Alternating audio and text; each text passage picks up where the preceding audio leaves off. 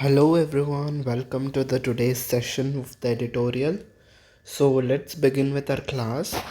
So the title for the today's editorial is For a Spot in the Final. Okay.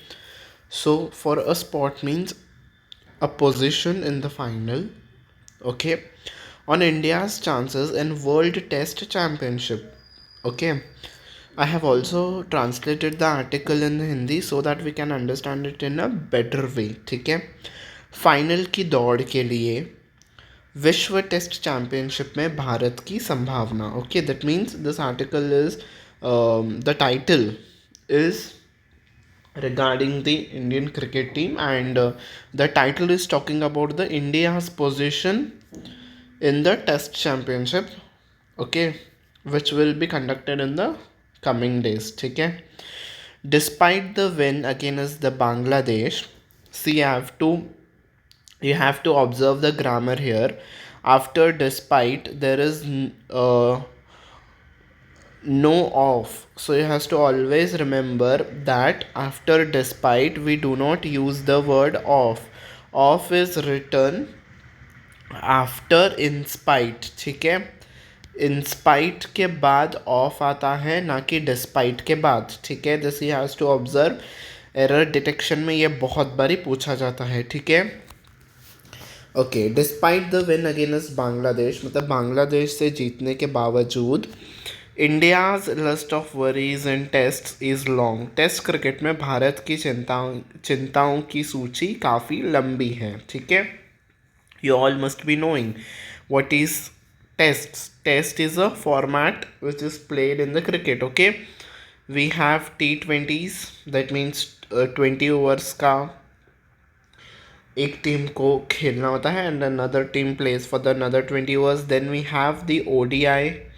Okay, each team plays for 50 overs. Okay, then we have test. Test is usually longer than the ODIs, that means 90 overs का हो गया. Okay, somewhat like that 90-80 ऐसे overs का match होता है test. ठीक है. और वो 5 days तक खेला जाता है.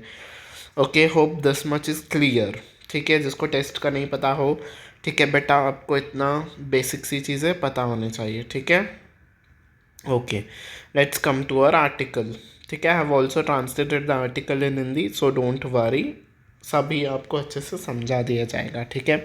The 2-0 away series win against a spirited Bangladesh side has come at a critical time for India. Okay, that means 2-0 series win, मतलब टोटल 3 मैचेस का सीरीज था. ठीक है. और अब दो मैचेस हुए हैं, एक मैच अभी भी बचा हुआ है, तो 2 मैच इंडिया ऑलरेडी जीत चुका है. ठीक है. तो जाहिर सी बात है, 3 में से 2 इंडिया जीत चुका है, तो सीरीज़ भी इंडिया ही जीत लेगा. ठीक है. तो ये जो जीत है ना, ये एक किसके अगेंस्ट जीता है? वो स्पिरिटेड बांग्लादेश. स्पिरिटेड मतलब full of energy, enthusiasm and determination. तो वो जो बांग्लादेश की टीम थी वो पूरी एनर्जेटिक थी, पूरी डिटर्मिनेशन के साथ खेल रही थी, पूरी एंथुजियास्टिक थी. ठीक है. ऐसी टीम के साथ इंडिया ने जीत लिया है, और ये जीत कब आई है? बहुत ही क्रिटिकल इंपॉर्टेंट समय पे ये जीत आई है. ठीक है. Even as it helps the team stay on course. ठीक है. स्टे ऑन कोर्स का मतलब होता है to continue moving in the direction और टुवर्ड द इंटेंडेड डेस्टिनेशन, मतलब जिस पाथ पे चलना चाहिए, जो हमारा गोल है, उसके रिगार्डिंग ही हम चल रहे हैं. ठीक है. तो इससे, ये जीत से क्या होगा? इंडियन टीम को हेल्प करेगा कि वो सही रास्ते पे चले. किस चीज़ का सही रास्ते पे चले? For a spot in the ICC World Test Championship final next summer, मतलब आईसीसी की टेस्ट चैम्पियनशिप में अच्छा प्रदर्शन करने के लिए, अच्छे तरीके से खेलने के लिए वो इसी तरीके से जीतती हुई सही रास्ते पे चले. ठीक है. नेक्स्ट समर मतलब अगले साल गर्मियों के सीज़न पे होगा. दैट मीन्स अराउंड मार्च से लेके अप्रैल के बीच में ये होगा. ठीक है. द विक्ट्री एड्स का मतलब हेल्प होता है यहाँ पे. ठीक है. तो ये जो जीत है ये हेल्प करेगी किस चीज़ में? इन clearing a few clouds. Clearing a few clouds मतलब जो बादल थे, मुश्किलों के बादल थे. हम कहते हैं ना कहावत, मुश्किलों के बादल मंडरा रहे हैं सर पे. तो दैट मीन्स ये जो मुश्किलें थी इसके क्लियर करने में हेल्प करेंगी। ठीक है, कौन सी मुश्किलें थी? That had set over the team, जो कि टीम के ऊपर मंडरा रही थी after the defeat suffered at the hands of England in the men's T20 world cup last month में T20 वर्ल्ड कप में इंग्लैंड से इंडिया हार गई थी और ODI सीरीज़ भी हार गई थी बांग्लादेश में अर्लियर दिस दिसंबर, इसी महीने दिसंबर में बांग्लादेश से वो ODI सीरीज़ भी हार गई थी। ठीक है, now let's learn this in Hindi. उत्साही बांग्लादेश की सरजमी पर, दैट इज स्पिरिटेड बांग्लादेश। ठीक है, उत्साही बांग्लादेश के सरजमी पर उसके खिलाफ श्रृंखला में 2-0 से मिली जीत भारत के लिए महत्वपूर्ण समय पर आई है। क्रिटिकल टाइम इज़ महत्वपूर्ण समय। ठीक है, इससे अगली गर्मियों में, दैट इज़ नेक्स्ट समर, अगली गर्मियों में होने वाली ICC विश्व टेस्ट चैम्पियनशिप के फाइनल मुकाबले में भारत की जगह बनने की उम्मीद तो बड़ी ही है। साथ ही पिछले महीने पुरुषों की T20 विश्व कप में इंग्लैंड और इसी दिसंबर में बांग्लादेश के हाथों वनडे सीरीज़ में मिली शिकस्त का गम भी हल्का हुआ है। ठीक है, मतलब थोड़ा रिलीफ मिला है इंडियन टीम को। ठीक है, इंग्लैंड और बांग्लादेश से हारने के बाद अब जो ये जीत मिली है इंडिया को, इससे थोड़ा रिलीफ मिला है इंडियन टीम को। ठीक है, the third and final ODI इन चैटोग्राम, मतलब जो अभी थर्ड मैच जो होने वाला है चट्टोग्राम में, ये एक प्लेस है बांग्लादेश में। ठीक है, वो जो मैच होगा वो एक डेड रबर होगा। ठीक है, डेड रबर का मतलब होता है in a series of sporting fixture, मतलब अगर हम स्पोर्ट्स के कंसर्न में हम देखें, डेड रबर का मतलब होता है a match of which the result is irrelevant, मतलब उसका जो भी रिजल्ट होगा वो इररिलेवेंट होगा, उससे हार जीत का डिसाइड नहीं हो पाएगा। The winner of the series having already been determined by the earlier results. ठीक है, मतलब पिछले रिजल्ट्स के बेसिस पे हमें ऑलरेडी पता चल गया है विनर कौन है। ठीक है, तो टोटल 3 मैचेस की वो सीरीज़ थी। ठीक है, इंडिया ने 2 जीती हैं, बांग्लादेश ने 0 जीता है। अब अगर एक मैच खेल भी लेते हैं तो इंडिया ये सीरीज़ जीत ही जाएगा। ठीक है, अगर इंडिया इसे जीतता है तो इंडिया का 3 पॉइंट्स हो जाएगा, बांग्लादेश 0 पे ही रहेगा तो भी इंडिया जीतेगा। और अगर बांग्लादेश जीत जाता है तो सीरीज़ क्या हो जाएगी, 2-1 हो जाएगी, फिर भी इंडिया ही इस सीरीज़ को जीतेगा। इसीलिए जो थर्ड मैच है ना वो एक डेड रबर है। ठीक है, had indeed bought the first whiff of fresh air. Whiff मतलब एक फ्रेश झोंका लाया है, एक हवा का झोंका लाया है। अभी जो 2 मैचेस हुए हैं उसमें एक नया दौर हमें देखने के लिए मिला है। क्या क्या हमें देखने के लिए मिला है नया? With Ishan Kishan smashing the fastest ever double 100, मतलब सबसे तेज़ उन्होंने डबल 100 मारा है। डबल 100 मतलब 200 रन्स उन्होंने बनाए हैं। ठीक है, and providing a glimpse of exhilaratingly का मतलब होता है make you feel very excited and happy. तो और इससे क्या हुआ है, उन्होंने जो डबल 100 मारा है, a glimpse of excited new approach India can adopt in the lead up to 2023 men's cricket World Cup. ठीक है, तो इससे हमें दिखा दिया है कि ये जो नया हवा का झोंका है, मतलब ये जो यूथ प्लेयर्स हैं ये क्या कर सकते हैं। ठीक है, और कितना एक्साइटेडली ये खेल सकते हैं और कितना अच्छा प्रदर्शन करके अपने ऑडियंस को वो खुश कर सकते हैं। ठीक है, द टेस्ट सीरीज़ टर्निप, जो ये टर्निप का मतलब होता है, मतलब ये जो विन हुआ है इंडिया टेस्ट सीरीज़ को, ये जो टेस्ट सीरीज़ जीता है, ठीक है, ये completes the cycle of positivity. से जो साइकिल चल रही थी पॉजिटिविटी की, ये एक एक साइकिल सी कंप्लीट हो गई है पॉजिटिविटी की, मतलब भरपूर खुशी मिली है। ठीक है, there were many individual performance that will ease nerves and warm hearts, मतलब बहुत सारे अगर हम इंडिविजुअल परफॉर्मेंसेस को देखें तो प्लेयर्स ने बहुत अच्छा प्रदर्शन किया। Ease nerves and warm hearts मतलब हमारे दिल को खुश कर देगा, हमें ईज नर्व्स मतलब हमें सुकून देगा। ठीक है, अगर हम उनके इंडिविजुअल परफॉर्मेंसेस को देखते हैं तो। ठीक है, चट्टोग्राम में हुए तीसरे और अंतिम वनडे में कुछ बचा नहीं था, लेकिन उस मैच में ईशान किशन ने अब तक का सबसे तेज़ दोहरा शतक लगाकर एक ताज़ा बयार चलाई। उन्होंने दिखाया कि 2023 के पुरुष विश्व कप में भारत नए तेवर के साथ खेल सकता है। टेस्ट सीरीज़ की जीत ने सकारात्मक मोड़ पर टीम को ला खड़ा किया है। कई व्यक्तिगत प्रदर्शन देखने को मिले जिससे दिल और जहन को सुकून मिला। ठीक है, मतलब ईशान किशन हो गए और बाकी के जो प्लेयर्स से अगर हम उनकी इंडिविजुअल परफॉर्मेंसेस को देखें तो हमारे दिल को सुकून मिला, मतलब उन्होंने बहुत अच्छे तरीके से परफॉर्म किया। ठीक है, ठीक है बेटा, यहाँ तक आपको क्लियर हो गया ना? Okay, so let's come to our next paragraph. ठीक है, तो पिछले पैराग्राफ में इन्होंने इंडिविजुअल परफॉर्मेंसेस की बात की थी। ठीक है, यू कैन सी हियर। ठीक है, इंडिविजुअल परफॉर्मेंसेस। तो अब हम इस पैराग्राफ में देखेंगे कि कौन से वो प्लेयर्स थे जिन्होंने बहुत अच्छा प्रदर्शन किया। ठीक है, Rishabh Pant return to his swashbuckling best. Swashbuckling का मतलब होता है बहुत ही डेयरिंग, बहुत ही उत्साहपूर्वक। ठीक है, मतलब जब ऋषभ पंत ने वापसी की, बहुत ही उत्साहपूर्वक डेयरिंग के साथ उन्होंने वापसी की और उन्होंने अपना बेस्ट दिया। ठीक है, चेतेश्वर पुजाराज सेंचुरी मेकिंग टच। ठीक है, उन्होंने चेतेश्वर पुजारा जी ने सेंचुरी बना ली। ठीक है, ऋषभ पंत अपने ताबड़तोड़ अंदाज में वापस लौट आए और चेतेश्वर पुजारा के शतक ने दिल को छू लिया। ठीक है, चेतेश्वर पुजारा जी ने भी सेंचुरी मार दी।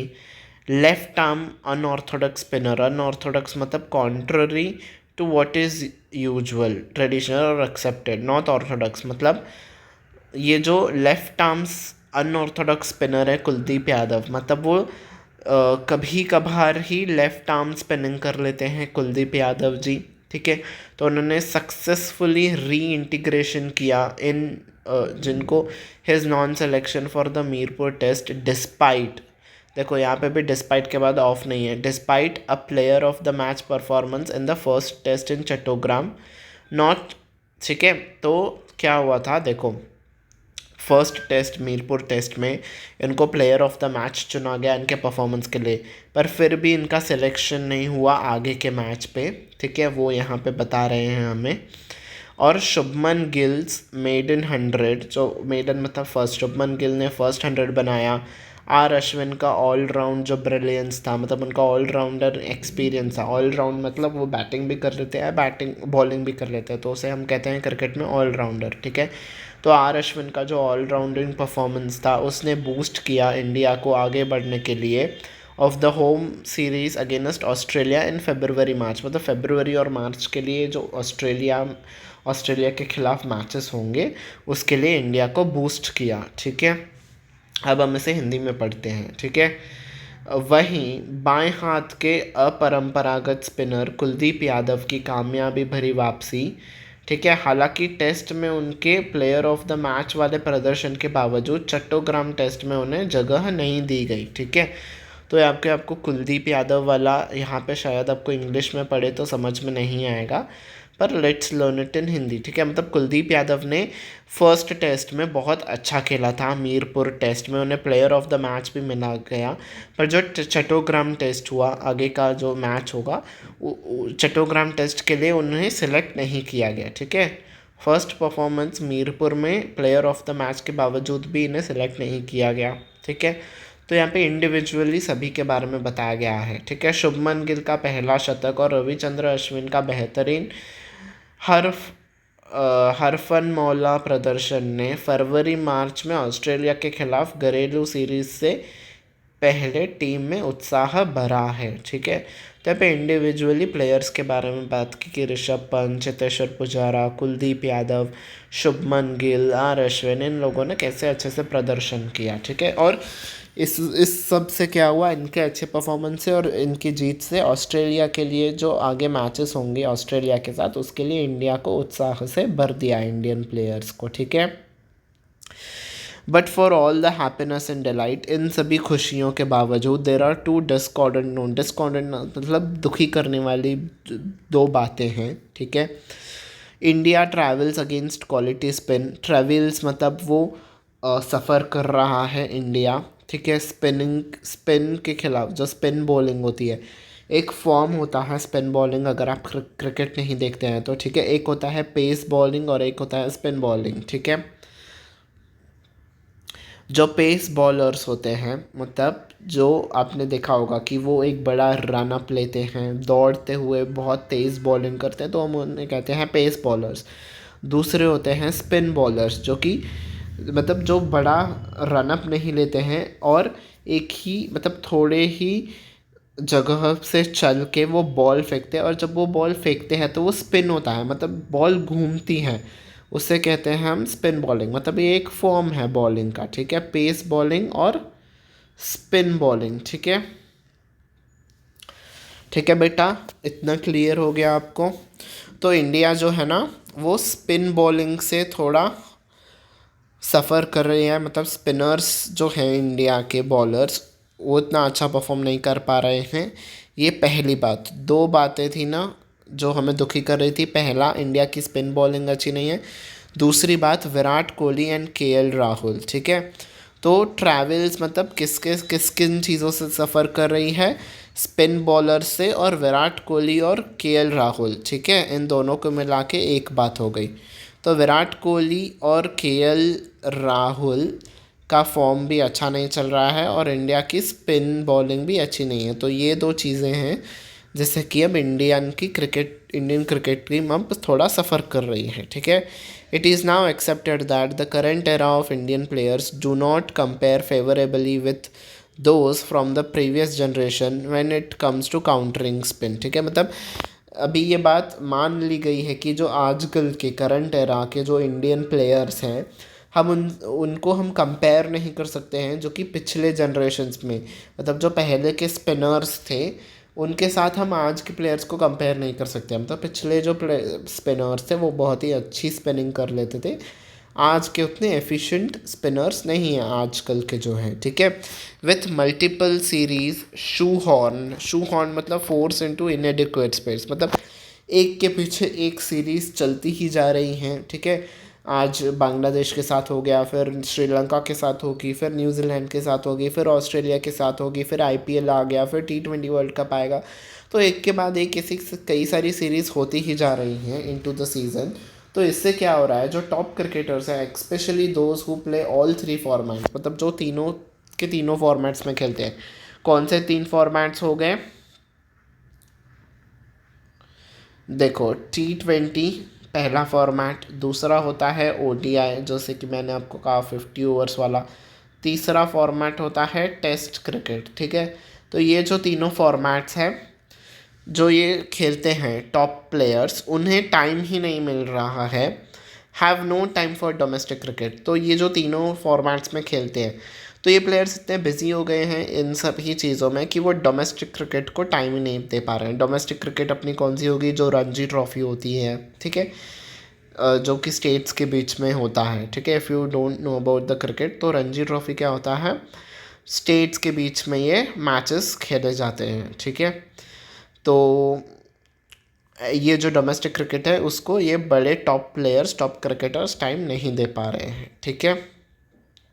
लेकिन इन तमाम खुशियों के बीच दो चीज़ें खटकने वाली हैं। अच्छी स्पिन गेंदबाजी के खिलाफ भारत की मुश्किलों के अलावा विराट कोहली और केएल राहुल का ख़राब फॉर्म, ठीक है। ये दो चीज़ें हैं जो सता रही हैं। अब इस बात को लोग स्वीकार करने लगे हैं कि पिछले खिलाड़ियों की तरह मौजूदा दौर के भारतीय बल्लेबाज स्पिन को उतने सीधे अंदाज में नहीं खेल पाते, ठीक है। मतलब जो इंडियन प्लेयर्स हैं, इंडियन बैटर्स हैं, वो अच्छी तरीके से स्पिन नहीं फेस कर पा रहे हैं। स्पिनर जो स्पिन बॉलिंग करते हैं, उन बॉलर्स को इंडिया के जो बैट्समैन हैं वो अच्छे तरीके से फेस नहीं कर पा रहे हैं, ठीक है। इतनी ज़्यादा सीरीज़ खेलने की वजह से तीनों प्रारूपों में खेलने वाले शीर्ष क्रिकेटरों के पास घरेलू क्रिकेट खेलने का समय ही नहीं है। तो मतलब ये जो समझो, इन्होंने विराट कोहली और केएल राहुल के बेस में लेके कहा है, ठीक है। मतलब जो इनके जैसे या फिर यही हो गए टॉप प्लेयर्स, तो ठीक है। मतलब इनका फॉर्म क्यों अच्छा नहीं चल रहा है, ये एक तो स्पिनर्स जो है स्पिन बॉलिंग को अच्छे से फेस नहीं कर पा रहे हैं, और क्या प्रॉब्लम चल रही है, जो टॉप प्लेयर्स हैं इंक्लूडिंग विराट कोहली और केएल राहुल, तो इनके साथ क्या हो रहा है, एक के पीछे एक सीरीज़ आती जा रही है। तो इससे ये क्या हो रहा है, ये लोग डोमेस्टिक क्रिकेट को भी टाइम नहीं दे पा रहे हैं और एक के बाद एक खेलने की वजह से इनको वो समय भी नहीं मिल पा रहा है कि वो अच्छे से प्रैक्टिस कर सकें। दिस इज़, तो यहाँ पे प्रॉब्लम डिस्कस की गई इस पैराग्राफ में। ठीक है, ओके, ठीक है जी, ठीक है बेटा, इतना क्लियर हो गया। It is no surprise that Shreyas Iyer who grafted, मतलब जिन्होंने बनाया है एक रास्ता, his way through the first class route, Shreyas Iyer ने अपना फर्स्ट क्लास रूट से मतलब अच्छे से क्रिकेट खेलते हुए इन्होंने best player in the first is currently the best player on turning tracks, मतलब कि वो बेस्ट प्लेयर माने जा रहे हैं। ठीक है, इसमें कई हैरत की बात नहीं है कि प्रथम श्रेणी के रास्ते टीम में आए श्रेयस अय्यर इस समय फिरकी पिंच पर सबसे बढ़िया खिलाड़ी हैं, मतलब स्पिन के खिलाफ भी वो अच्छा खेल ले रहे हैं। ठीक है, द मेलाइस का मतलब होता है फीलिंग ऑफ डिस्कम्फर्ट, इलनेस। तो पर ये जो प्रॉब्लम की बात हमने जो पिछले पैराग्राफ में डिस्कस की थी, हैज़ बिन एग्जैबरेटेड मतलब ये और ख़राब होती जा रही है। ठीक है, मतलब जो विराट कोहली और केएल राहुल और बाकी का जो स्पिनिंग का हमने प्रॉब्लम डिस्कस किया, ये और ख़राब हो गई है। ओवरऑल अगर हम देखते हो ख़राब हो गई है। Rough patch Kohli and Rahul are going, ठीक है, मतलब मुश्किल दौर से रफ़ पैच मतलब मुश्किल दौर से गुजर रहे हैं केएल राहुल और विराट कोहली। ठीक है, तो इससे क्या हो गया है, एक तो इंडियन बैटर्स अच्छा खेल भी नहीं पा रहे हैं स्पिनिंग के खिलाफ, और दूसरी बात केएल राहुल और विराट कोहली भी एक मुश्किल दौर से चल रहे हैं, उनका भी इतना फॉर्म अच्छा नहीं चल रहा है। तो इससे चीज़ें क्या हो गई है, एग्जैसबरेटेड हो गई है। ठीक है, एग्जैसबरेट का मतलब होता है और चीज़ें ख़राब सी हो चुकी हैं। ठीक है, इस टेस्ट सीरीज़ में भी इस तथ्य पर मोहर लगी। ठीक है, कोहली और राहुल जिस दौर से गुज़र रहे हैं उससे यह बेचैनी और बढ़ गई है। ठीक है, though Kohli seems to have turn over a new leaf इस ईडियम का मतलब होता है to change your behaviour in a positive way, मतलब उन्होंने यहाँ पे क्या मतलब आता है टर्न न्यू लीफ का, मतलब कोहली ने अपने गेम को चेंज किया है एक अच्छा बदलाव लाने के लिए। ठीक है, उन्होंने अपनी भरपूर कोशिश की है कि वो अपने फॉर्म को सुधारें।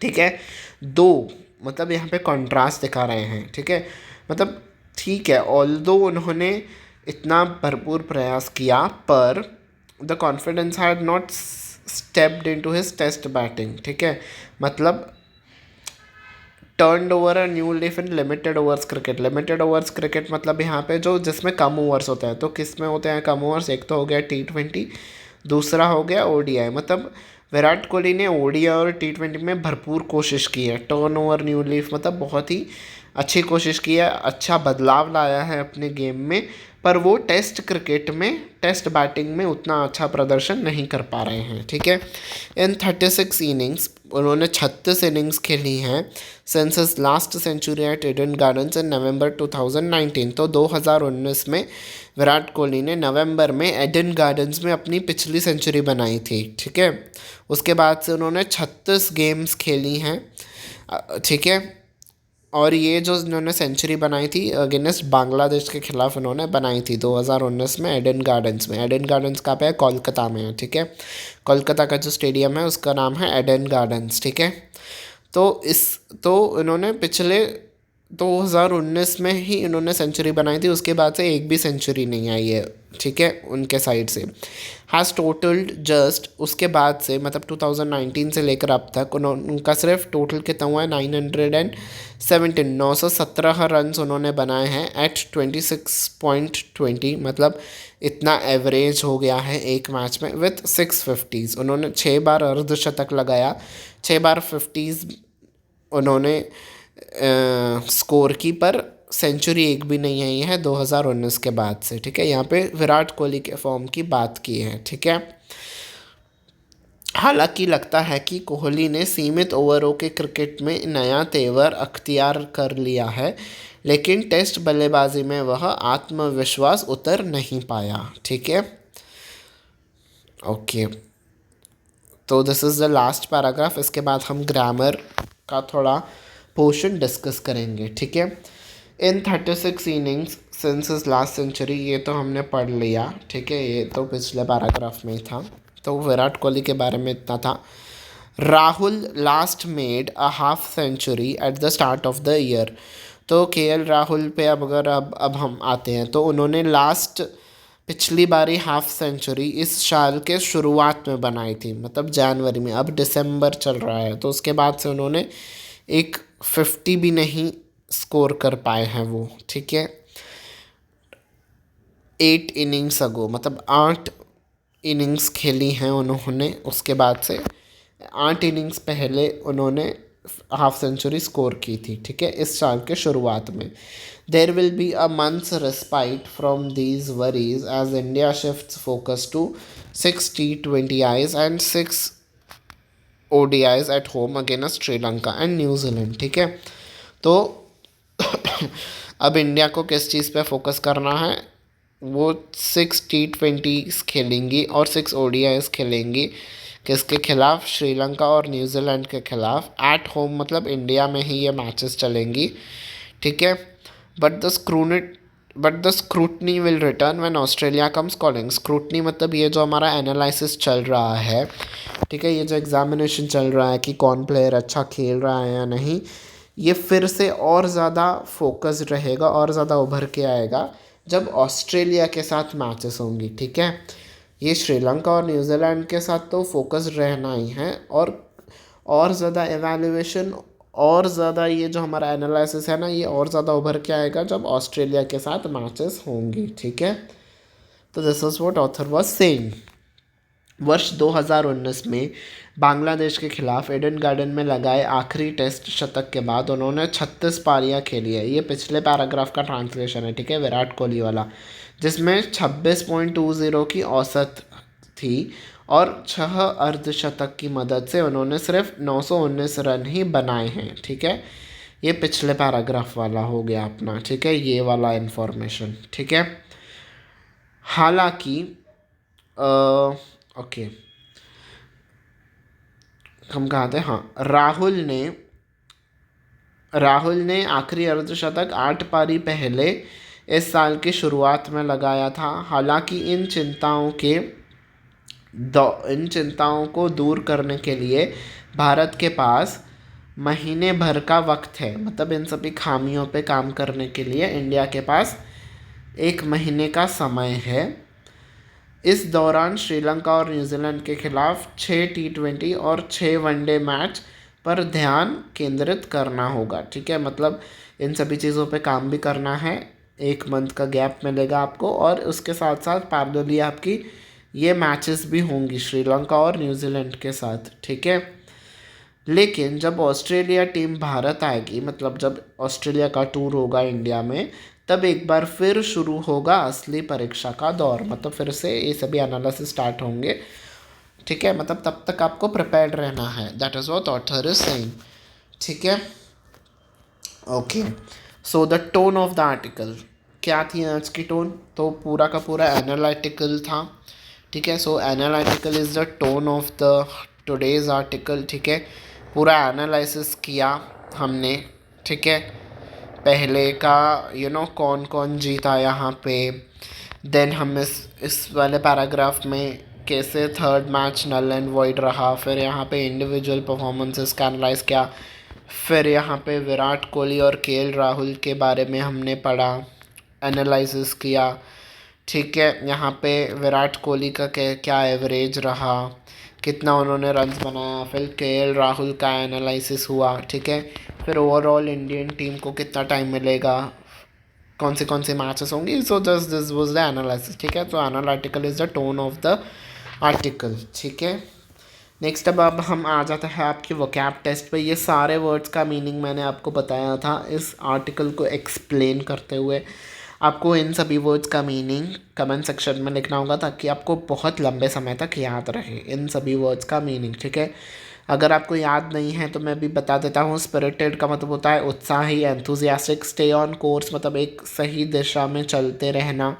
डेड रबर मतलब जिसका रिजल्ट कुछ भी इफ़ेक्ट ना करता हो। शू हॉर्न मतलब बहुत ही कम जगह, बहुत ही कम टाइम। मलास का मतलब होता है किसी चीज़, बहुत सी बुरी चीज़, ठीक है। मलास, ठीक है। मलास का हमने देखा था ना, डिस्कम्फर्ट, ठीक है। क्या चीज़ हमें डिस्कम्फर्ट कर रही है, वो उसको चीज़ को फाइंड करने में मुश्किल होना, ठीक है। नेक्स्ट आ जाते हैं हम ऐसे के ऊपर। अगर आप बैंकिंग सेक्शन, अगर आप बैंक एग्ज़ाम देते हो और अगर आप उसके मेंस लेवल तक पहुंच जाते हो तो आपको वहाँ पे मेंस एग्ज़ाम में आपको ऐसे भी लिखना है। तो हम अपने हर एक सेशन पे ऐसे का टॉपिक डिस्कस करते हैं। मैं आपको ऐसे का टॉपिक देता हूँ जो कि आपको लिखना होता है, और आप चाहें तो कमेंट सेक्शन में भी इस टॉपिक को लिख सकते हैं। तो आपको 200 वर्ड्स में लिखना है ये ऐसे, ठीक है। तो टॉपिक है राइट एन ऐसे on the present scenario of Indian cricket team, ठीक है। इंडियन क्रिकेट, तो आजकल का क्या इंडियन क्रिकेट का जो सिनेरियो चल रहा है, ठीक है, उसके बारे में आपको लिखना है। तो you can take the help of this article. आप ऐसे पॉइंट्स लेके ऐसे लिख सकते हो, ठीक है। So this was it for the today's session. Hope आपको ये सेशन बहुत ही पसंद आया हो, ठीक है। हमने सब कुछ कवर किया, वोकैब कवर किया, टोन कवर किया, ग्रामर हमने ईडियम्स वगैरह सभी पढ़ लिए, ठीक है। फिर हमने ऐसे को कवर किया और मैंने आपका पूरा आर्टिकल हिंदी में भी ट्रांसलेट किया ताकि आपको समझने में आसानी हो, ठीक है। So hope you have like the session. If you have like it, do share it with your friends, चाहे वो किसी भी एग्जामिनेशन की प्रिपरेशन कर रहे हो, चाहे वो एसएससी हो, बैंकिंग हो, ठीक है, रेलवेज, इंश्योरेंस। इनफैक्ट यूपीएससी वालों के लिए भी ये सेशन बहुत ही हेल्पफुल होगा। और आपके फैमिली मेम्बर्स जो कि क्रिकेट एंथुजियास्टिक्स हैं, जिनको क्रिकेट के बारे में बहुत ही पढ़ना सुनना अच्छा लगता है, उनके साथ भी ये सेशन आप शेयर कर सकते हो, ठीक है। So do share it with others and do like this session, ठीक है। So now I will be winding up, ठीक है। Until we meet next time, bye bye everyone and take care.